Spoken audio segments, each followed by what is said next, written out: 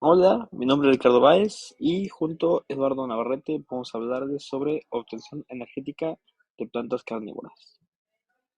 Vamos a empezar diciendo qué son las plantas carnívoras. Las plantas carnívoras o insectívoras son un grupo polifilítico que engloba distintas familias sin un antepasado común. Los caracteres análogos propios de este grupo consisten en la modificación de sus estructuras foliares hacia una estructura de caza inmóvil o con capacidad primitiva de movimiento. Estas estructuras son conocidas como trampas y permiten a la planta apresar distintos organismos que generalmente son de tamaño muy reducido.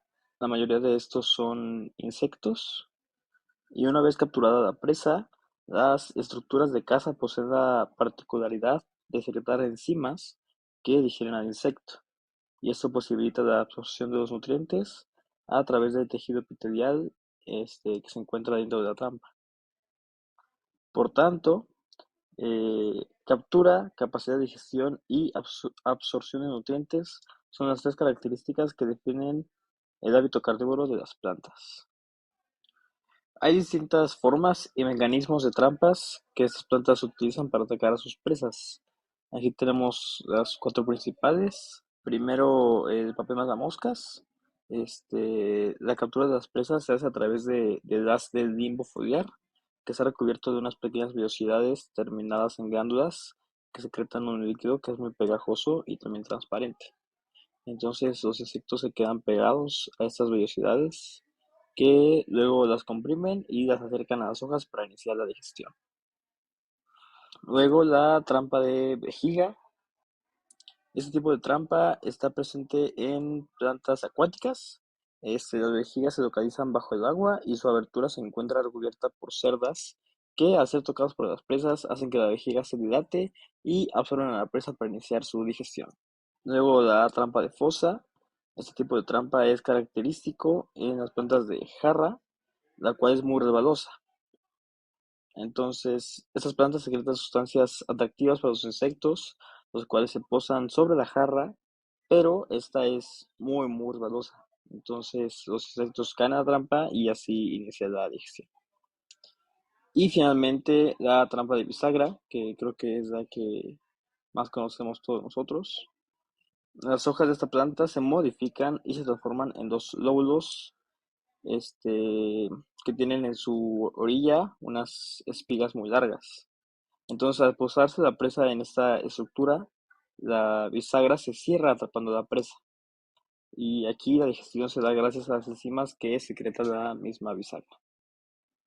Vamos a hablar un poco sobre el hábitat de donde viven estas plantas. La gran mayoría de los medios donde habitan las plantas carnívoras son medios pantanosos y anegados durante gran parte del año. La humedad excesiva del medio dificulta la oxigenación del suelo, que se necesita para el desarrollo de las raíces. Estos medios cenagosos presentan un alto contenido de materia orgánica y un pH normalmente ácido. En medios desfavorables como estos, las plantas carnívoras compensan esa deficiencia en los minerales del suelo con la captación de minerales a través de la captura de presas, de las cuales obtienen compuestos nitrogenados necesarios para la supervivencia de la planta, mientras que los carbohidratos sí los obtienen de las hojas por fotosíntesis. Todas las plantas necesitan generar energía, y para eso realizan dos procesos vitales, la fotosíntesis y la respiración. A continuación vamos a hablar sobre la respiración, que consiste en la glucólisis, ciclo de Krebs y el transporte de electrones.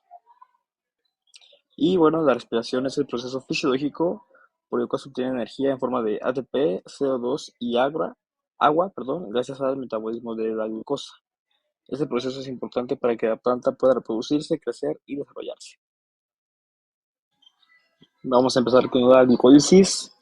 Ya tenemos aquí al izquierdo. Y bueno, la glucólisis es el proceso por el cual se rompe una molécula de glucosa y se forman dos moléculas de piruvato. En total consta de 10 reacciones enzimáticas catalizadas por 10 enzimas distintas.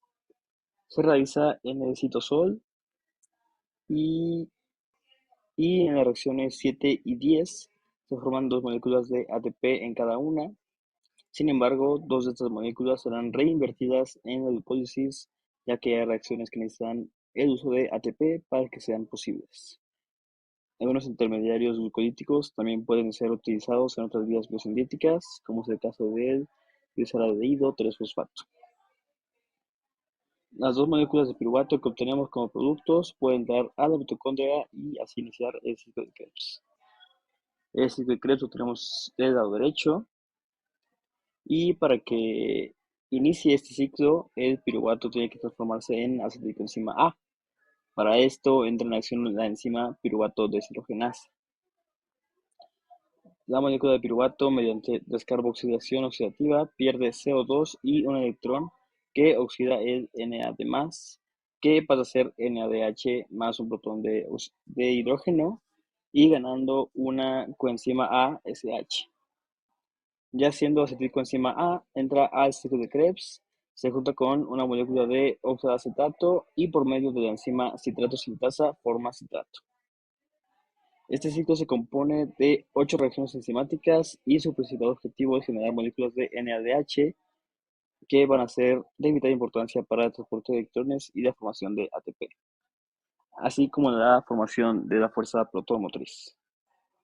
Y para terminar con la parte de respiración, tenemos la cadena de transporte de electrones. Este proceso se realiza en el cloroplasto y tenemos que decir que el oxígeno tiene la capacidad de aceptar electrones y formar agua. Entonces, el transporte de electrones comienza con la combinación de NADH más un protón formada en la matriz por enzimas de ciclo de Krebs.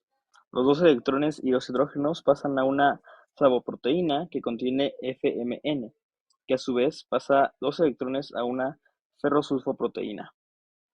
El hierro de este último solo puede aceptar un electrón a la vez y no acepta ningún protón de hidrógeno. La ferrosulfoproteína transfiere electrones ubiquinona, que con dos protones tomados de la matriz se reduce a ubiquinol. Del ubiquinol, los electrones se desplazan de uno en uno hasta este cromo B. Otra ferrosulfoproteína recibe electrones y los transfiere al hierro del citocromo C. Gracias a este transporte de electrones se puede sintetizar ADP a partir de ADP y grupo fosfato inorgánico. Y bueno, a continuación mi compañero les va a hablar más sobre la fotosíntesis y las enzimas que participan en la digestión. Aquí están las referencias. Por mi parte es todo y muchas gracias.